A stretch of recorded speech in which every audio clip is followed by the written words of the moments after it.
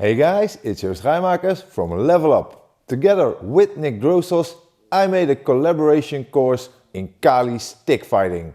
I've been training Kali for over 10 years and got my black belt, so we decided to make a cool course where you can learn the fundamentals in stick fighting and how to apply them in self-defense.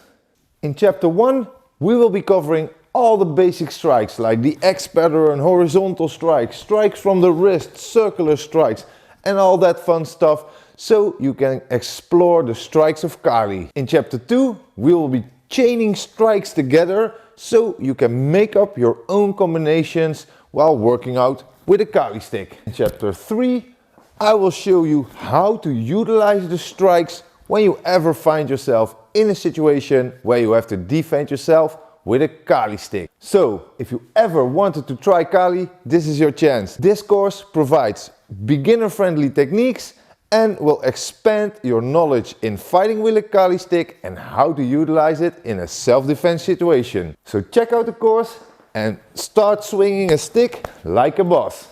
I hope to see you there.